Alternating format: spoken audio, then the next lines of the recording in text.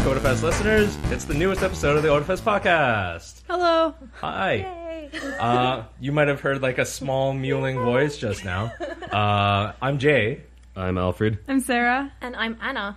Oh, there we go. Now that's actually associated with a real voice. Anna. Not just hi.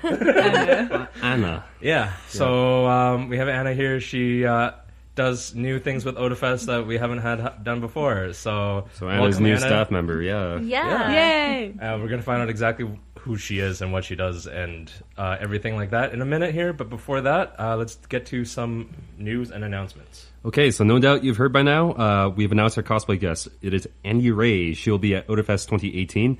She's a costume designer from Kelowna in BC.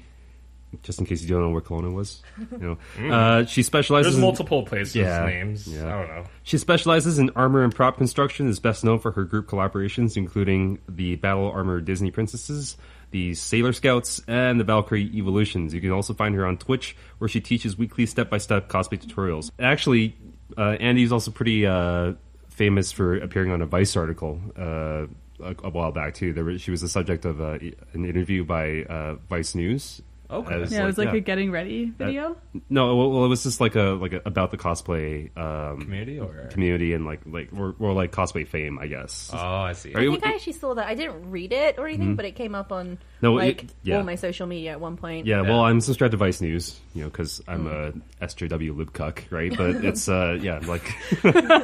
Wow. No, but it's I find it a really cool sources, you know, kind of like exploring the underground like subcultures and stuff. So yeah, that was cool. Anyways, are you into Overwatch? Of course you are. We're hosting the Otafest Community Casual Cup. You are because we're telling you. Yeah, exactly. It's an open tournament for all levels of teams playing online from home for a grand prize of over 300 Overwatch loot boxes for the first place team. You can make a stream just of opening all 300 loot boxes. Oh, God. Yeah, so sign up for your chance to compete at otafest.com/CCC.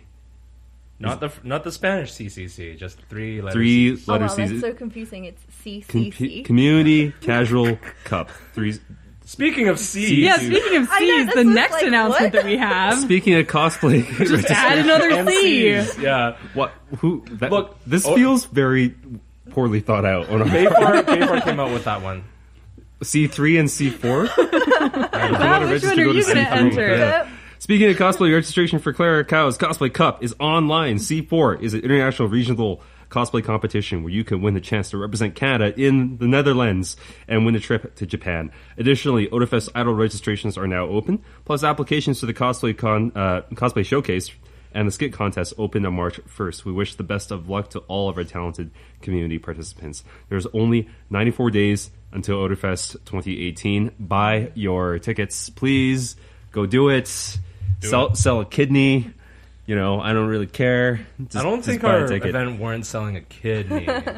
But if you just need the extra cash anyways for like vendors hall, I don't blame you. Apparently that's been like a subject of debate lately, whether it's ethical or not to actually be able to sell your own organs. But isn't it like the going like it's my organs? Why can't I exactly sell? Right? But you can sell a surrogate. You can surrogate a baby. For money. Yeah, another my body, my choice. No, exactly. Yeah, yet another Vice News article. Thanks, Vice. I mean, my liver regrows. I can donate some of that, and I don't really drink, so mine's probably in good. Mine's in better health. It's illegal to sell your eggs. Did you know that? I don't have eggs. Is it really? Yeah, it's illegal in Canada. Oh, okay, in Canada. That's Sarah. Why would you say that on air? Okay. Edit it out. No, that's the type of stuff you were like Googling. It's a joke. It's a joke. Don't worry. Okay.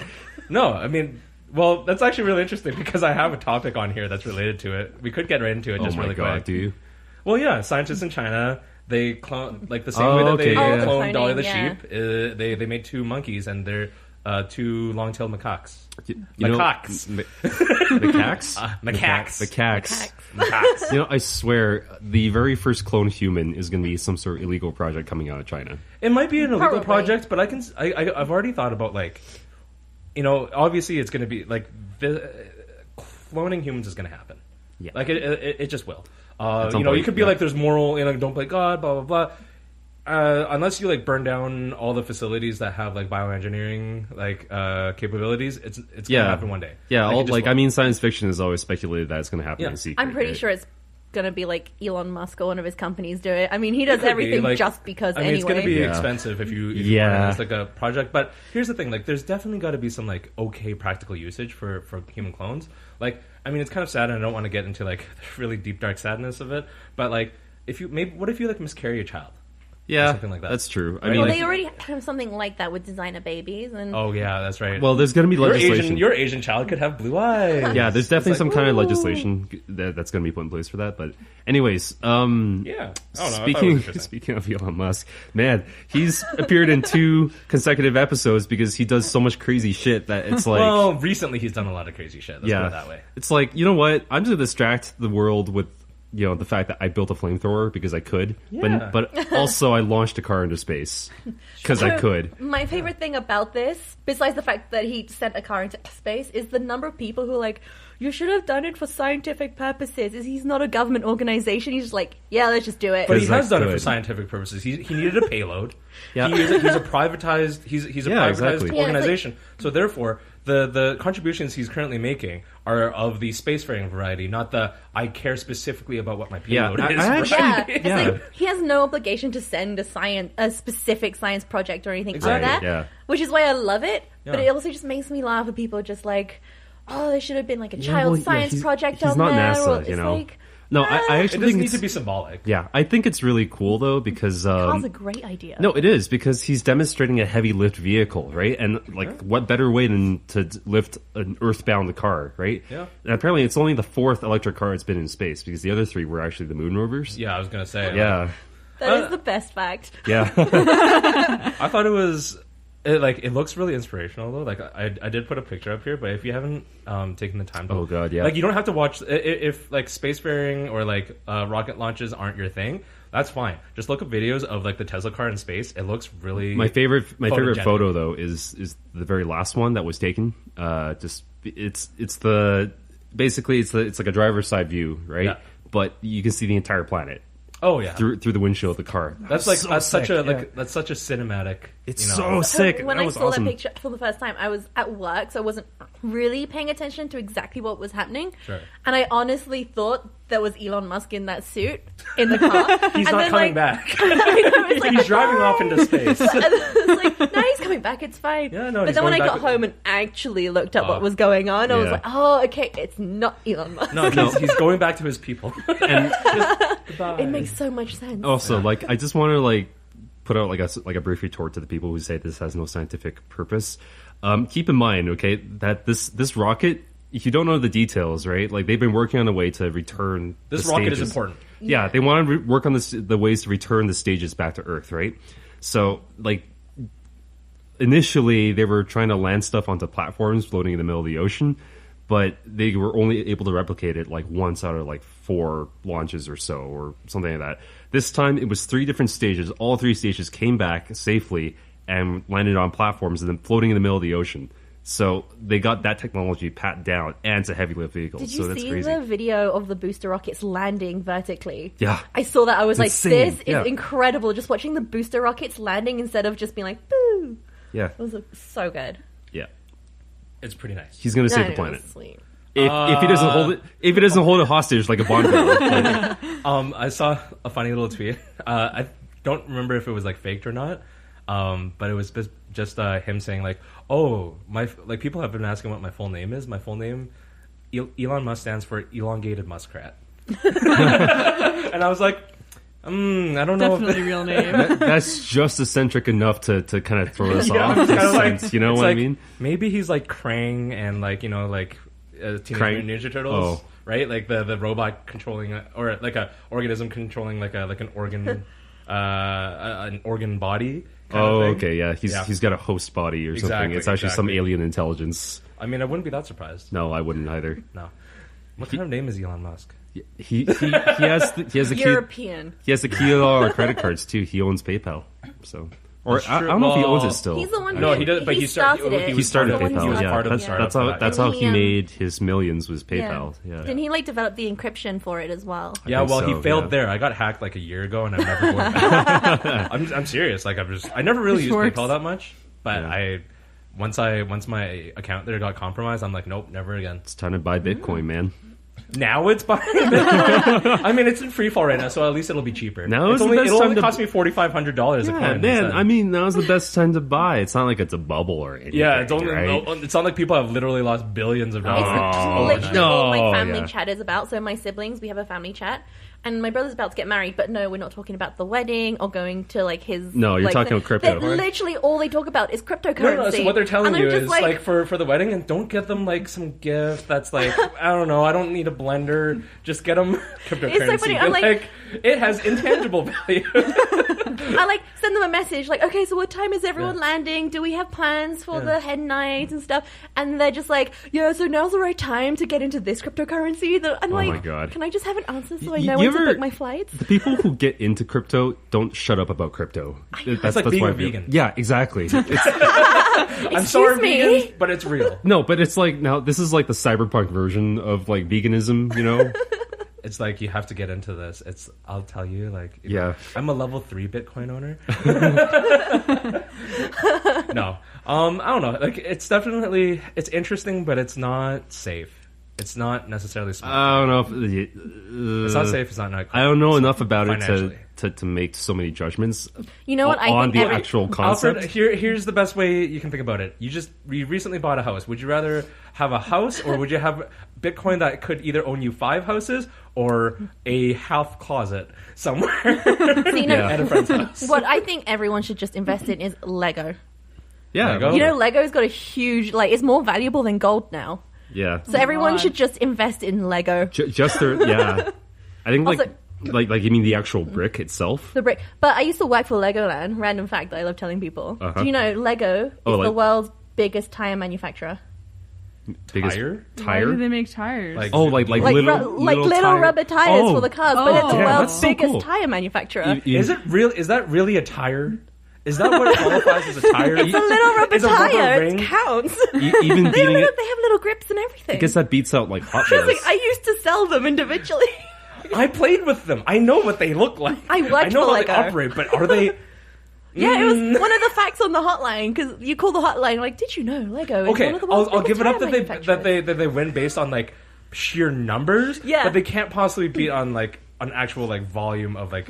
Well, I guess. No, but number wise, they're the biggest tire manufacturer in the world. Okay, so whatever. I'll go. Well, with I guess if you really get into the technicalities, because I assume it's a similar manufacturing process and similar materials. It's just very, very small on a really small scale. But is it a very small scale or a very large scale? That's my question here. It's a large scale, small scale operation. There we go. Okay, let's talk about Anna. Well, now we know she has siblings. What have we gathered? She calls her own British. accent sexy. Well, I only do that because everyone else tells me it is. I don't think it is. So which British accent do you have, just to educate some Canadians? Because there's like posh. There's posh is like a shitty London one. Within London itself, so let's say London is like 3 times the size of Calgary. Are you from London proper? More or less. I'm from within the royal boroughs of London.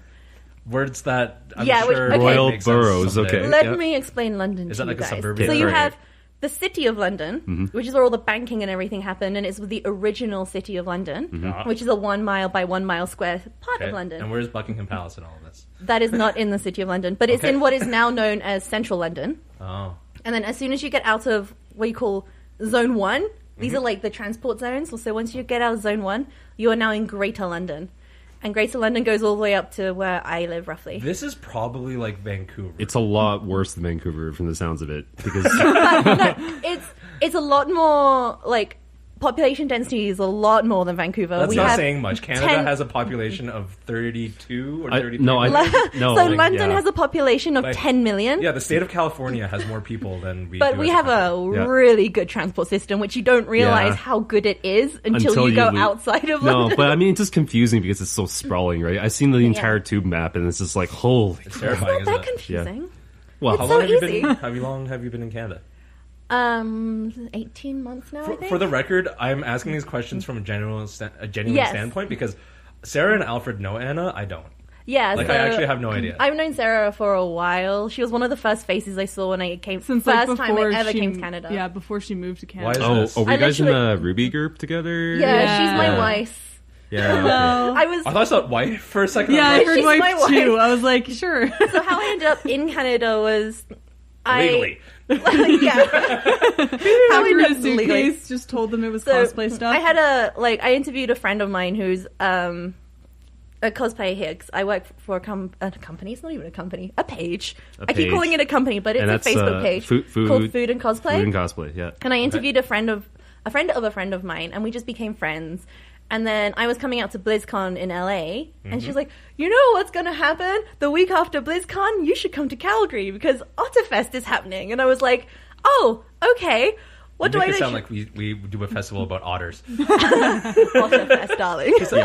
What? That's not what we do. Otter. I don't know. How do you guys say it? Otafest. Otafest. Which is like, how would you say? How would you say because the base is our full name is Otaku no Festival, which is like the a festival of otakus. Yeah. So how would you say otaku? Where would you say otaku? Otaku. Okay, now say Otafest. Otafest. Okay, this is like the Family Guy skit where this is Cool Whip. That's Cool what Whip. Cool Whip. Yeah. I never thought I'd be in my own living room experiencing this emotion right now. Yeah. So my first ever convention, the convention that I had to come to was Otafest Aurora. And that was those were my first two conventions of Canada. You had to come to Calgary for Otafest Aurora? Yeah, that's what she told me. She was like, come to Calgary for Otafest Aurora. Wasn't that the Aurora when it was like minus 40 outside? Yeah. No, it was the year afterwards. Okay. But it was still really cold. It was still like minus 10, and I'd just come from LA. And I was so much we showed her a good time. We were like, because in England it was like 0, and in LA we're like, it's 25 degrees, and everyone in California is wearing hoodies, and we're just like shorts and tank tops. And then I come to Canada, and I was just like, I'm dying. And then I decided to move here. Yeah, I was going to say, are you historically predisposed to making poor choices, or... Oh, how much time do you have? Well, we usually wrap up recording. Oh, God, let's not get into this. Okay. Let's just say my parents gave up trying to keep track of me a long time ago. Cool. Yeah. So, wow. We're going to have to dig into this deeper, but probably offline. Yeah. That's cool. But what do I do for you guys? What do you do for us? So I am the person who brought C4 to Otafest, and... hang on, sorry. Otafest. Yeah. Okay. You know what? I'm just going to say it my way. You guys can make fun of me. Okay, all right. Fucking done. Good. Yeah, I know.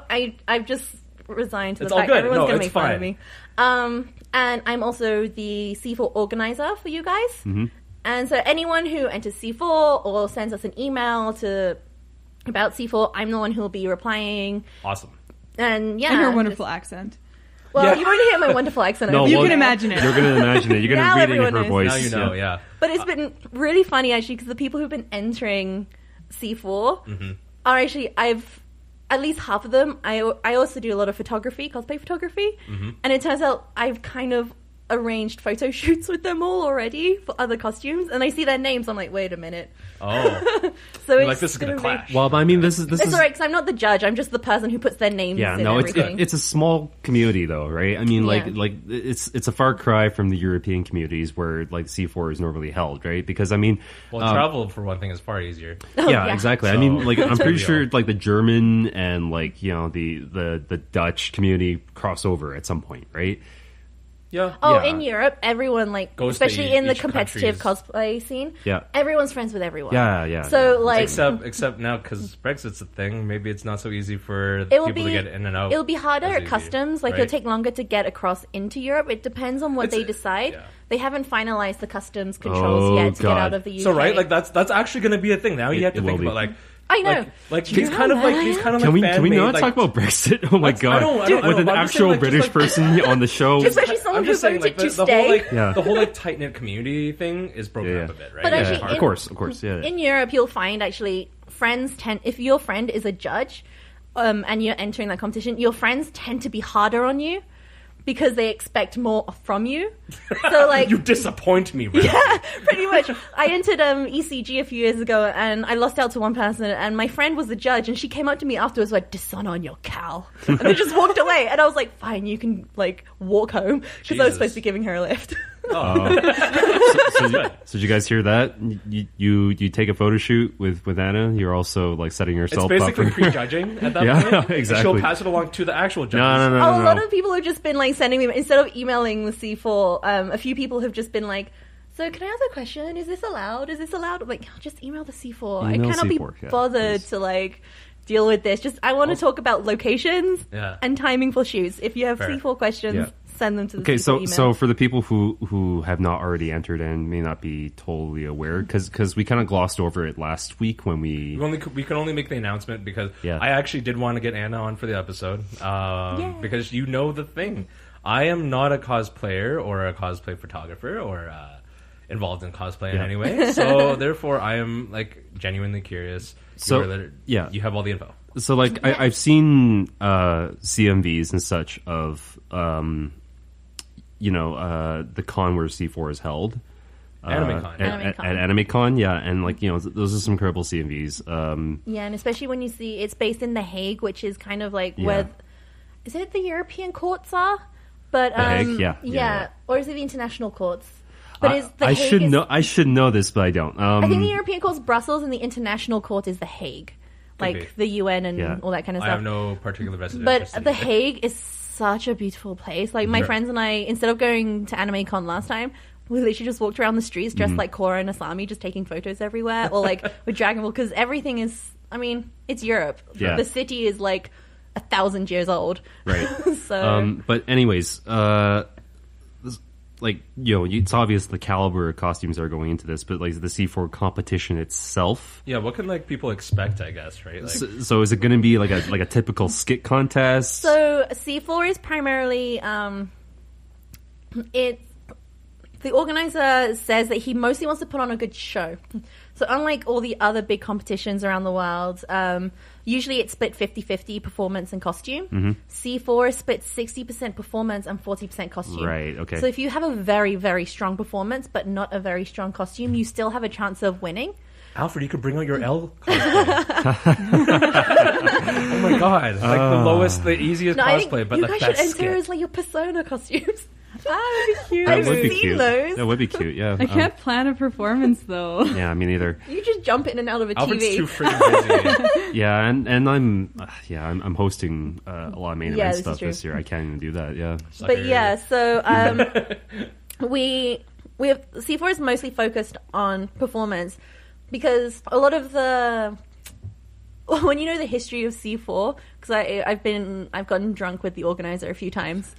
The reason it exists is to have a fun competition and to put on a good show. Uh-huh. So as long as you can entertain the audience, then it doesn't really matter what you enter, or it's just have fun with it and don't stress too much. It's quite similar to WCS in that regard, because I know WCS is very performance oriented as well, right? Yeah, I think that's 50. WCS is one I've not tried to enter, so I'm not sure the exact splits. Mm-hmm. Yeah, but looking at the performances coming out of WCS, but yeah, so WCS is because the World Cosplay Summit is a show. It's a 10 days of just cosplay parades and stuff like this. Mm-hmm. But it is one of the most stressful things you can do as a cosplayer. Yeah. It's like incredibly stressful, but apparently it's incredibly fun. Did we, was it Otakuthon or Seattle?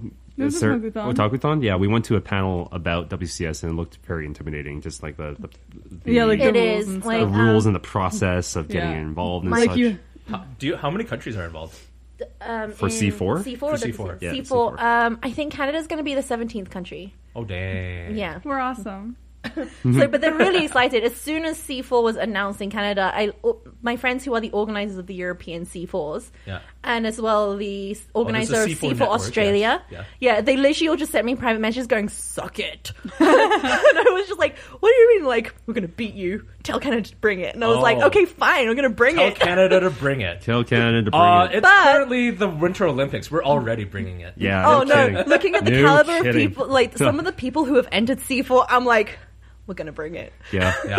I'm good with it. It's going to be so good. You know how we're going to bring it? We're just going to freeze the stage and figure skate on it. Oh my god. Yeah. Speaking of Yuri and I's cosplay. Yeah. But not actual cosplay. Not actual. Because these are real athletes who dedicated their lives to the sport. Is it cosplay or is it...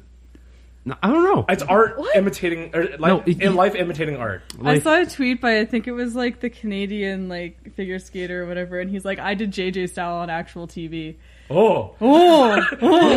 Even more Yuri on Ice. But does he look like Jean though? I don't know. Do you want to see? But, no, later. Okay.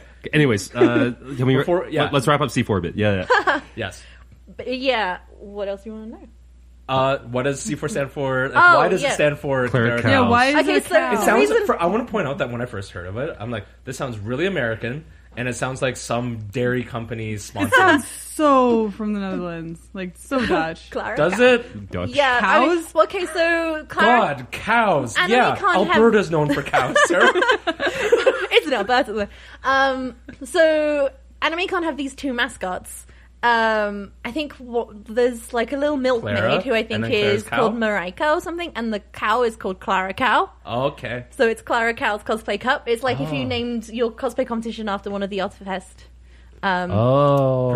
Persephone's Persephone's Death cosplay. no. Angel of Death cosplay contest. The prize. Persephone's Thunderdome. Yes, that one. The Thunderdome. Oh God. So we're renaming Two our cosplays cosplay enter. contest. shows. Two cosplays enter, one leaves. Fashion show is canceled. We have Thunderdome now. Yeah. So anyway, That's shit. a royale of cosplay. we've already got we've got more than a handful of entries already as it is. Oh, We've yeah. actually played 20 something now. 20 we plus? have hit. We have 30? yet to 75? actually announce it, but we're kind of having to close for entries because we've hit our maximum. Ooh, okay. Yeah, so that should be going up soon. But So in other words, there is a cap. Doesn't mean Yeah. you shouldn't apply. we're going to It be just- having a wait list because Yeah. people are going to drop out. Yeah. So we hit the like when I bought C4 to Otafest and we were discussing it in all the meetings. We were expecting 3, maybe 4 people to And I don't enter. understand why you guys thought that. Well, when I I was really doing didn't. my research, everyone was just like, "Oh, cosplay competition, okay, yeah, whatever." We and have then like pretty low turnout Yeah, for and people like were saying- skit type stuff. Like usually when we Yeah. had like a Yeah, big but usually cosplay contest, like but usually before, that's not a chance to win a trip to the Netherlands and then yeah, potentially win a I trip don't to know. Japan. Because like yeah, I think that might have been it. The prize Incentive. is so big, and Yeah. on top of that, I think if I remember rightly, if you win in the Netherlands on top of the trip to Japan, I think you get a serger and a sewing machine. oh my god, I That's want such a that. prize. Hey, can we enter? Oh no! I don't She's care like, about the trips. Anna, I you're want just the like serger and the sewing machine. Anna. You're like, oh, like just I we thought think- I'd get 3 or 4, and then like, but we actually have like 20 something. Now it's like 305.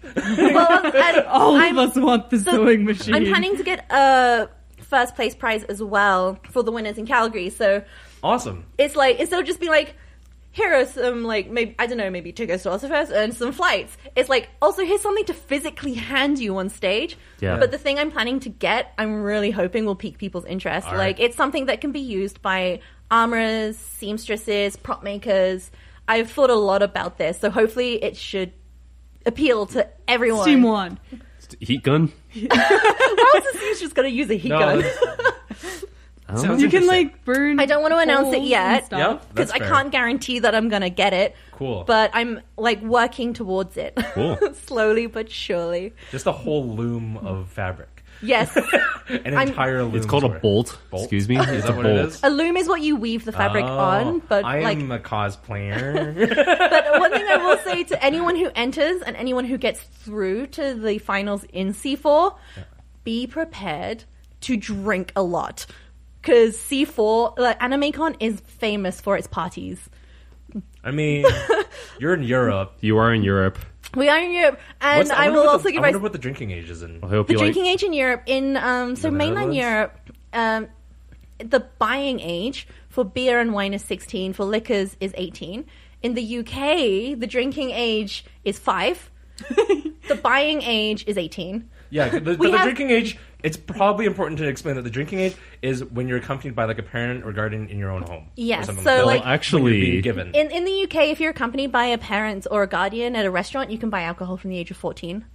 and actually, I think like there's low alcohol beers served in school cafeterias in Oh my God. Germany. What the That's hell? That doesn't Different. surprise me. This is Dude, I Germany. wouldn't have gotten through school, man. Like malt beers. And in France, how, you how does anyone get through school?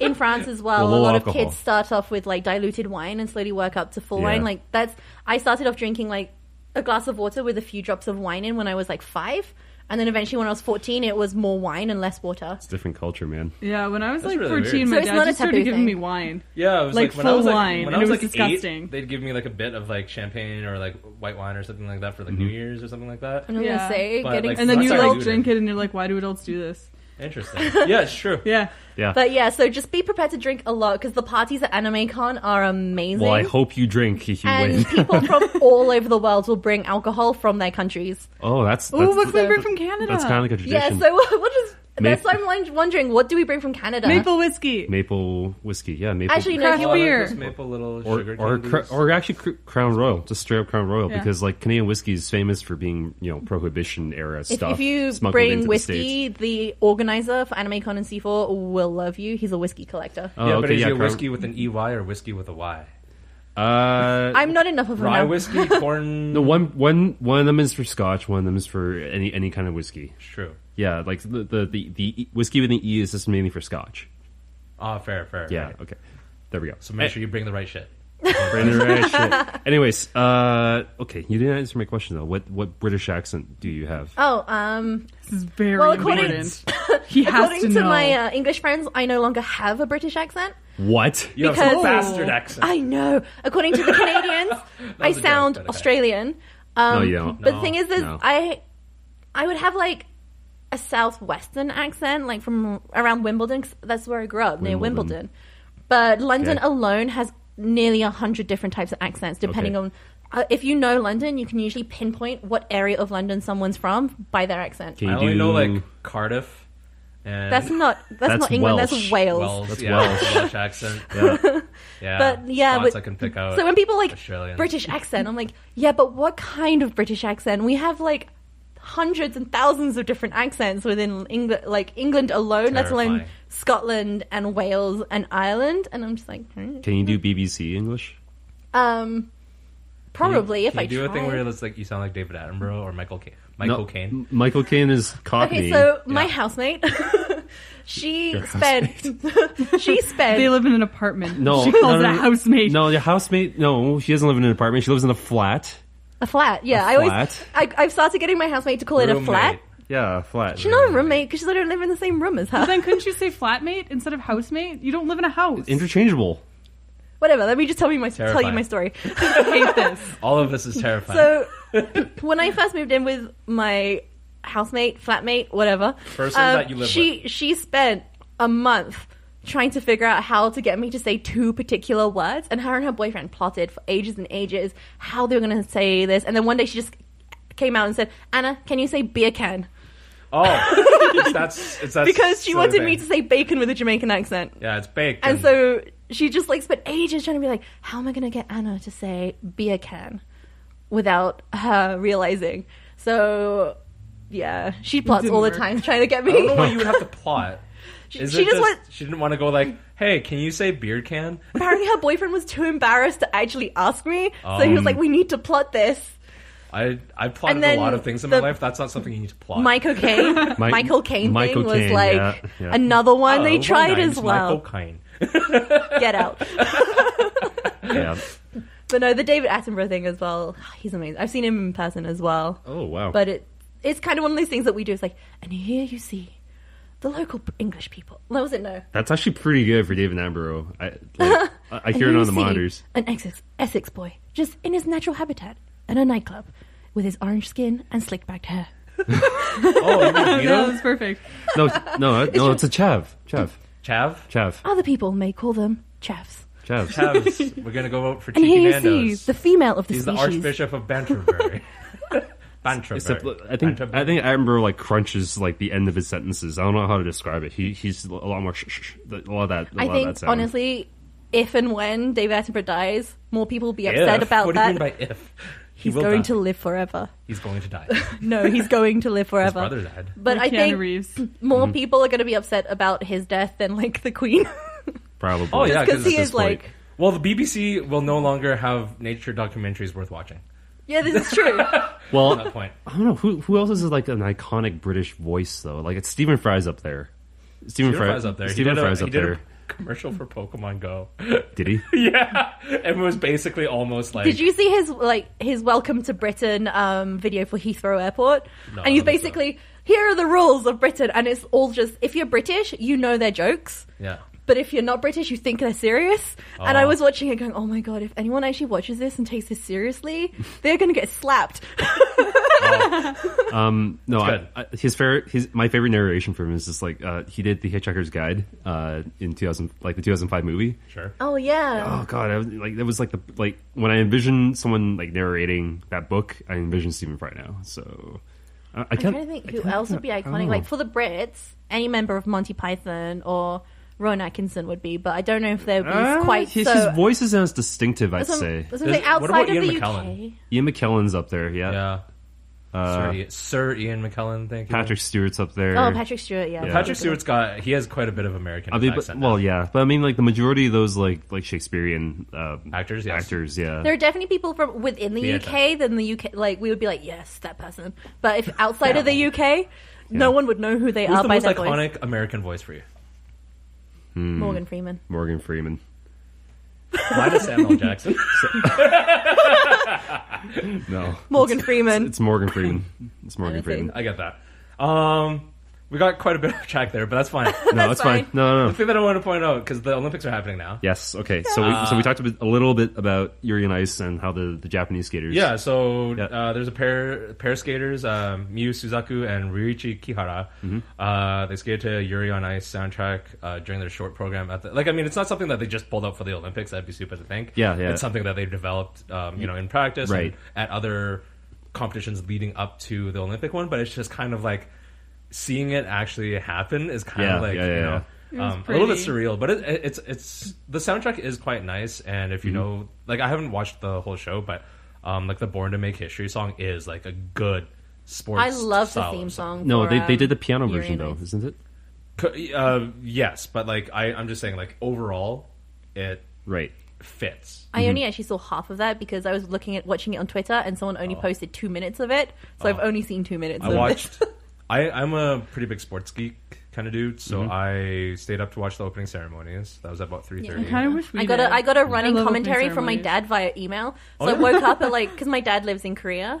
We have a cabin near the Pyeongchang site, and my dad was giving me a running commentary of the Olympics. So I woke up at 6 o'clock, ready to go to work, and I was like, "You have 50 emails." I was like, what? Dad, no. My dad had just been like, oh, have you seen this? Or something. I'm like, no, Dad, I haven't seen any of it. Does he know about what you do at Otafest yet? Huh? Does he know what you do at Otafest?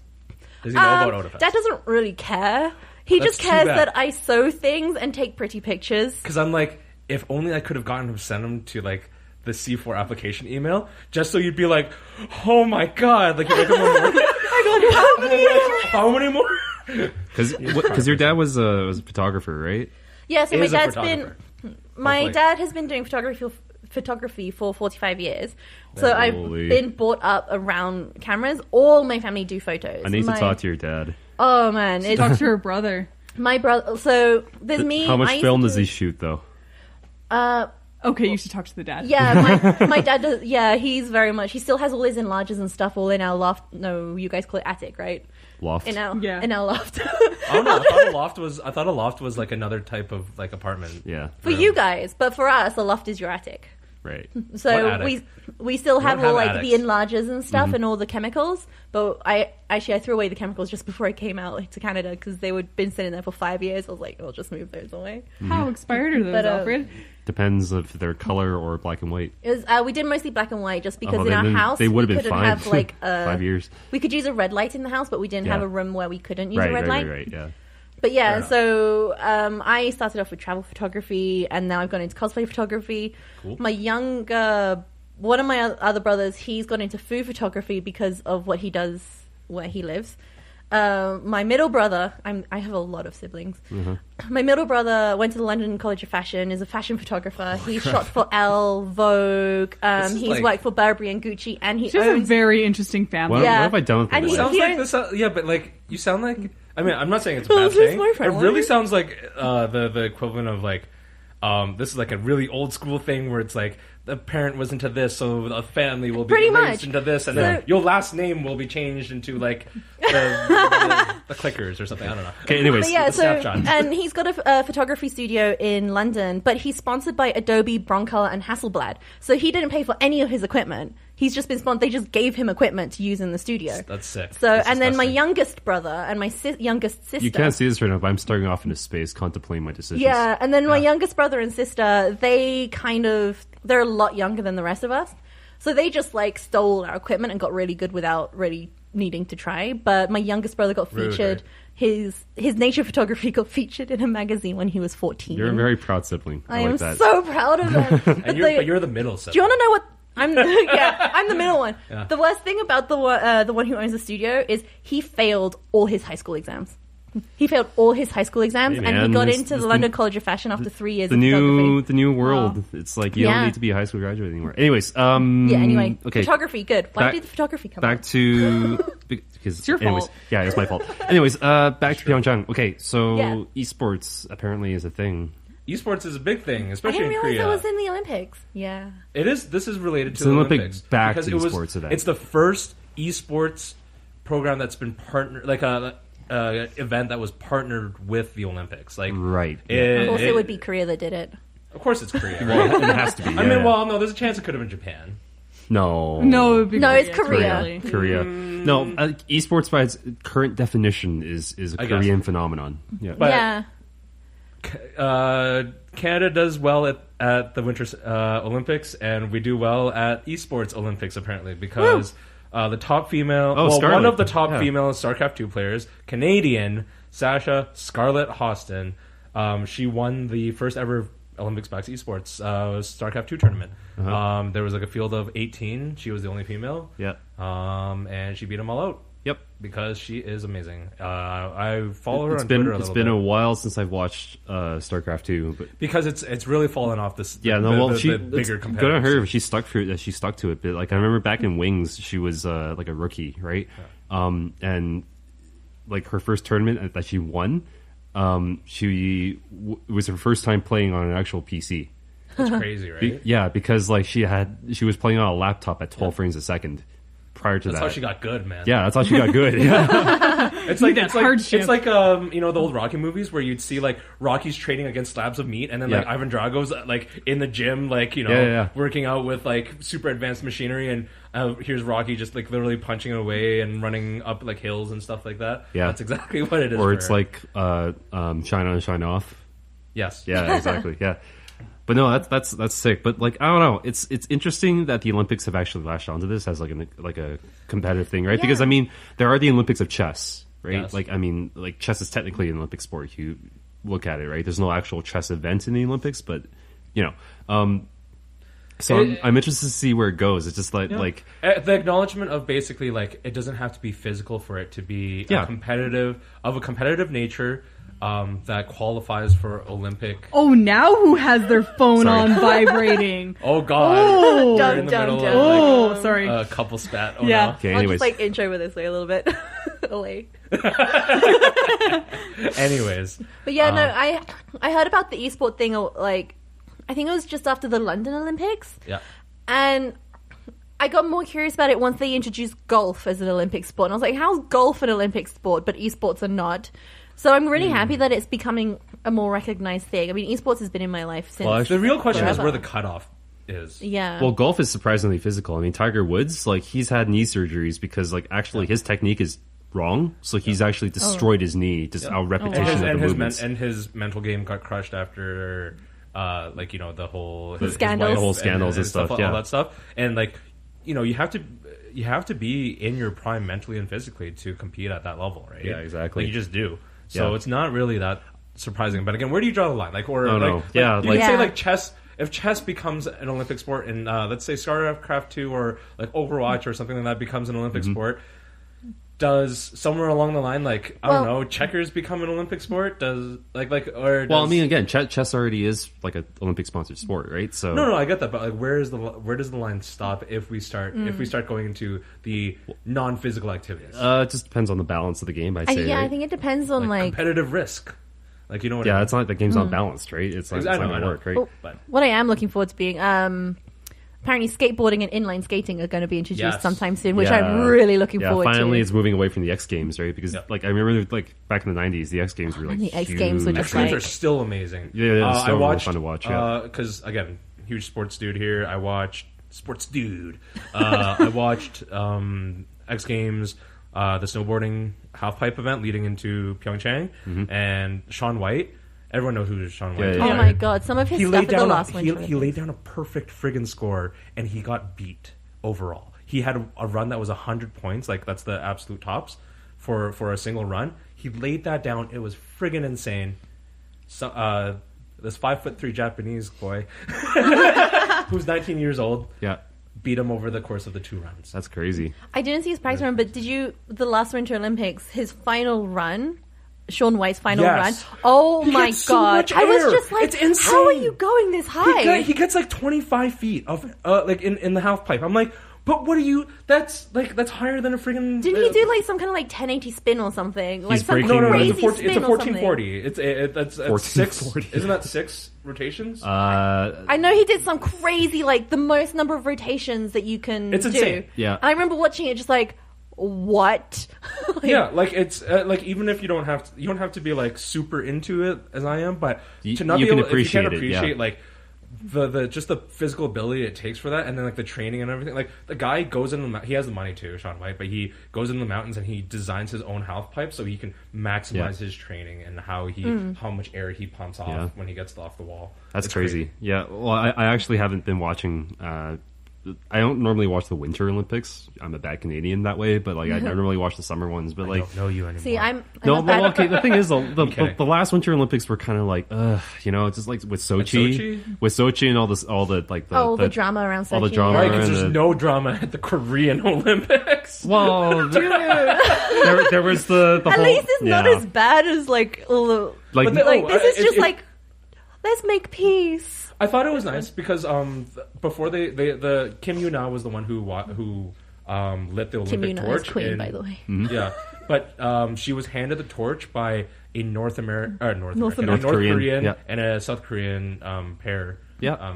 No, that makes sense. And they came out not as like during the walk around. Yeah. Are they the joint flag bearers? They came out with the unified Korean flag, that doesn't technically exist. It's a white flag with a the Korean peninsula. The complete Korean peninsula. This is what I love so much about the Olympics. Like, I have my own opinions on North and South Korea. Yeah, but what I like, I Well, I would like the two Koreas to be reunified, but I don't like the cost it would be on South Korea if that's the case. Exactly. But one of the things I love about the Olympics is that, and my friends in England sometimes are just like, I don't understand why you like the Olympics so much, but it's just seeing how the athletes interact and just seeing that it's the one place where they can just like interact as normal people without like the North and the South being like without it getting too political. too much political stuff. Like my problem with Sochi was the political stuff, right? Because there was the Soviet regime, not the Soviet regime. that's where it is in my head right now. And then because they also like just like banned gay people from being in Russia as well. Yeah, exactly. So that was right around 2013. That was the whole thing with Sochi, where it was like you have to issue a warning to gay athletes. It's like that's messed up, right? And then there's like the fact that they seemingly didn't even care about the athletes, with the the athletes village having like all these half finished stuff, not even like half finished. It's like two toilets in one bathroom but no sink. How did you fuck up? Serious question. Or it's like the you cafeteria. Say this, but let's talk about Rio, right? Yeah, exactly. Yeah. Serious question though. Like with North and South Korea, I mean, it's gonna be a good games for them. I think just in terms of hopefully building a relationship. But we know that in every Olympics, a lot of times some of the athletes become refugees. Or they just run away during. Really, I didn't know about that. They become illegal immigrants essentially. They and also because the difficult thing about them coming to South Korea is that usually, obviously, it's not allowed. But there's a law in Korea where if a North Korean can make it to South Korean soil and then defect without like on their own terms without South Korean help, then they can claim asylum. Yeah, and I was just about to ask that. Like, do you think there's going to be North Koreans who just? I think in this case there won't, just because it's such a small team, so they're going to be so tightly controlled. And even South Korea, I don't think you can hide. I'm wondering, and I'm also wondering what's going to happen to their families if they defect, right? Yeah, there was an issue because I think in the South African World Cup, the football World Cup, I think a lot of the North Korean team did try to like run away, and they all got rounded up. Yeah, and But I'm really curious to see what the end result is. I want I want good things. I'm not going to be naive to think that this is the thing that'll bandage everything. Yeah. Up. It's just that it's going to be curious to see what the fact that it started. Like, the Olympics have started talks again between North and South Korea is a good thing, no matter what the press say. Even if it's just talks about, can we send athletes to South Korea, and South Korea being like, okay, but you can only send them. Right? So regardless of what can we just get Trump to fuck off for a second and talk Korea to Korea? It's like. Yeah. But apparently, I read in one of the, because I read some of the Korean newspapers, and some people think that one of the main reasons why they're opening dialogue is because North Korea can't figure out Trump. And they want help from South Korea. First question is always, weird. What is that thing on his head? But it's like they don't know how to interpret him, and they don't know how to like. Is he serious? Is he joking? Like, they can't understand his approach, so they're trying to approach. And I think they're gonna find out. They talk South Korea. It's not because you're Korean that you don't understand it.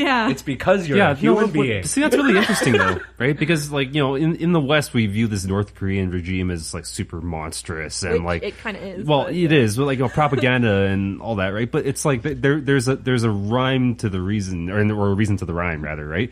But with Trump, he just. What's his plan? What's his game? There's no game. Yeah. Because he's.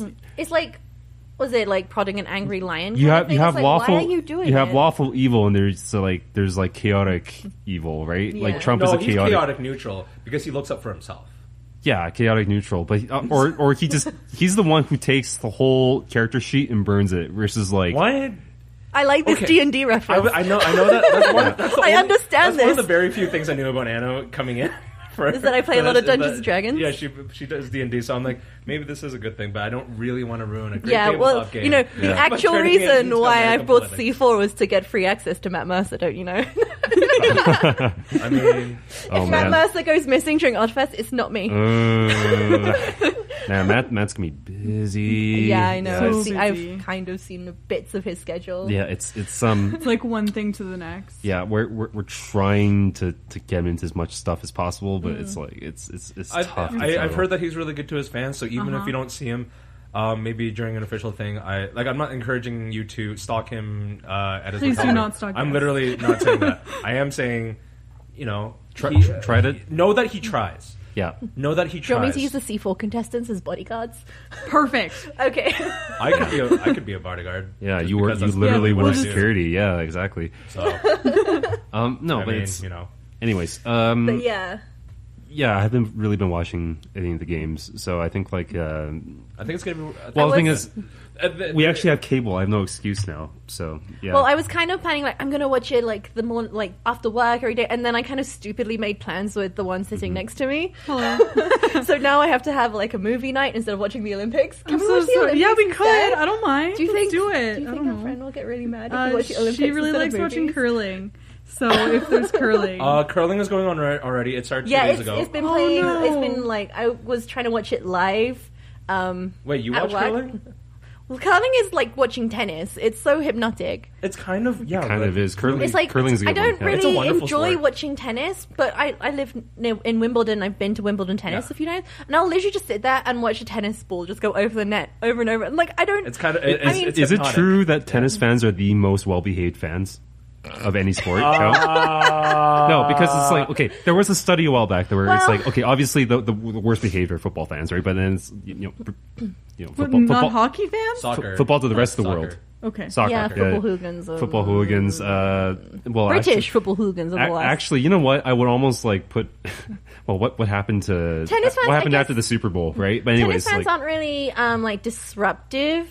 Badly behaved. They're more let's drink, because they're more let's drink lots of alcohol and get naked and run around naked kind of thing. There's no way that kind of. I would think that curling has got to have a kinder audience, and I'm going to put it out there, and it it sounds really weird. I think maybe fighting sports have kind audiences because the violence is it's about the violence stays in the ring. You're there to watch. So yeah, there's a code of honor, I guess, right? Right. I don't know, man. Badminton fans are pretty polite too, but I mean that's just Malaysia, right? And most of Asia is the only people who care about. Cricket fans. They're all right, actually. Yeah. One of the reasons I don't understand cricket, but one of my favorite things about cricket is they have tea breaks. Games will go so long. There's something you don't understand about cricket. The traditional format goes really long. It goes for days. For a pattern of days, literally. And there are newer formats now that go for much shorter, which is nice.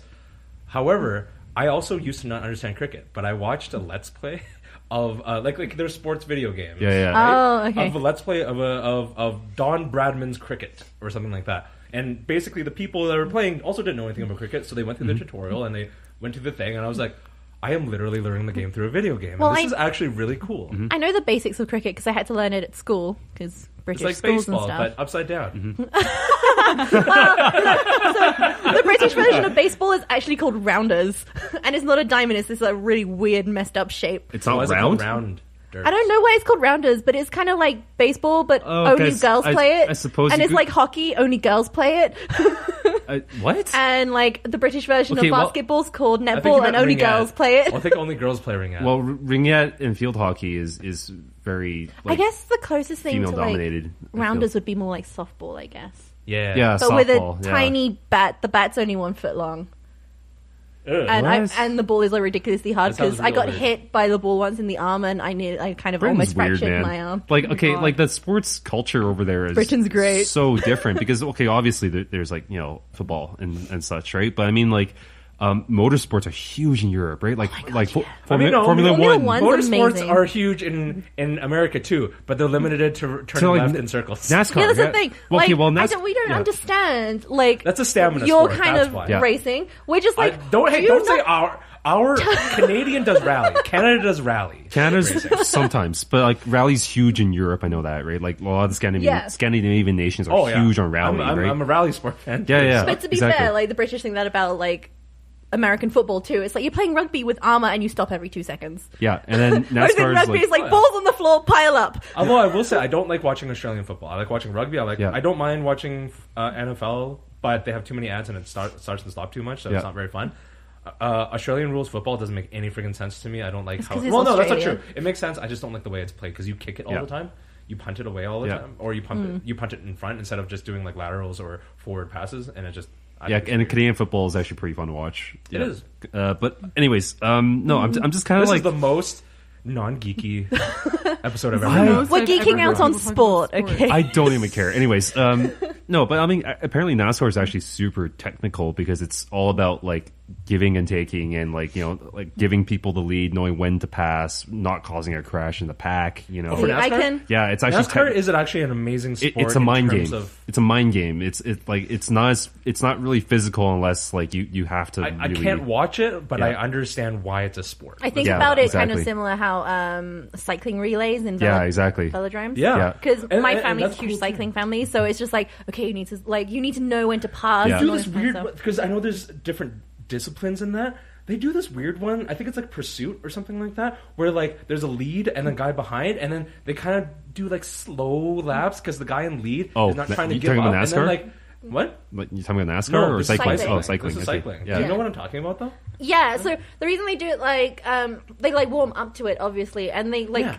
I love watching like the leads switch out because they take turns, and they do that in like the really long distance cycling as well. Yeah, but but it's like a sprint at the very end. Like in like they kind I of know, do like it's this so weird funny. where they corner where they like because people who aren't familiar, velodrome takes place. It's two cyclists or there's You more can have cyclists, teams but of they- 2 or 4. Yeah, but the specific event I'm talking about is like 2, and then it's one person taking lead, and then they kind of have to block off the other one, so they'll go up or down on this inverted dome. Yeah, kind of so thing. the track kind of sort of Slopes. on the corners has like really sharp slopes. Think of like a bobsled track on the corners. Yeah. They've got the things that go But it's in up. an oval yeah. overall. It's like Yeah. a track Yeah. field, but like slanted up.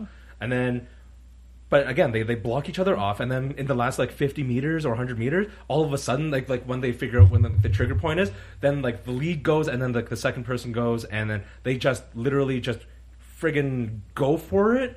It's the weirdest thing to lead up because I don't understand it because I don't follow it. But the last bit is freaking crazy. You got to watch it. We should Yeah. we should bring this up again like 2 years from now when the Summer Olympics are on. That'll be in. No, I might not be here. Okay. That'll be Tokyo 2020. I might be there. be in Tokyo. Oh, okay. I might also be in Tokyo. From Tokyo? Yeah, my friends want to go to Tokyo for that. And I don't want to go to Tokyo for the Olympics, but she wants to go to Tokyo and she thinks it'd be a good idea to go during the Olympics. Calgary, That sounds like a terrible idea. The thing is, Tokyo is like London. So when London had the Olympics, I was working in central London at the time. And everyone's like, London's going to be crazy. It's going to be so busy. Avoid London. But London was a ghost city. Like, it's the first time ever the transport worked perfectly, but everyone was going I know, it was beautiful. But like all the tourists and locals were all avoiding central London because everyone said they were like, it was going to be busy because everyone's just going to the stadiums and then back to the hotels. So like all the shopping districts, like Piccadilly Circus, Oxford Street, Regent Street, and everyone, that does sound great. It was all just going dead. to like the Olympic Village if you're an athlete. A lot of stuff like that, right? And like the Olympic sites are all in London were pretty much all just bunched together. Except the water site, like all the water sports. The water sports was somewhere else. But yeah, so everyone was just, and they're all slightly outside the center of the city. So everyone's going to all these sites. So the central of the city where everyone thought all the shops lost so much revenue because they hired so many staff, but no one was shopping. Because everyone was avoiding central London. But it was beautiful. If you live and work there, it was like the best. I think it's still going to be pretty crazy in Tokyo. So either way, I know we talked a lot about sports, but that's okay. It's one of my passions. I'm kind of happy that No, you know what? It's my secret passion too. You got to have like a different episode for a newer guest. So yeah, okay, it's all good. I'm good with that. Yeah. This was a fun little look into kind of more of stuff, what we do and what we're into. So I'm good with it. But that's pretty much all we have time for today. Again, if you haven't already, look into signing up for C4. Don't forget we have other applications open. All the information is on Otafest.com. That's pretty much it. We're planning for Otafest in about 3 months now, and we'll be there at Calgary Expo too. So I think I should send that to all the C4 contestants. Yeah. Only want 94 days left.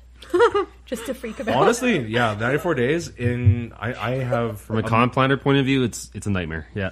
It's like 3 months. It's crazy. Yep. All right. Again, thanks for listening. This is Jay. I'm signing out, I guess. This is Alfred. Goodbye. Sarah, bye. Bye. Sarah, bye.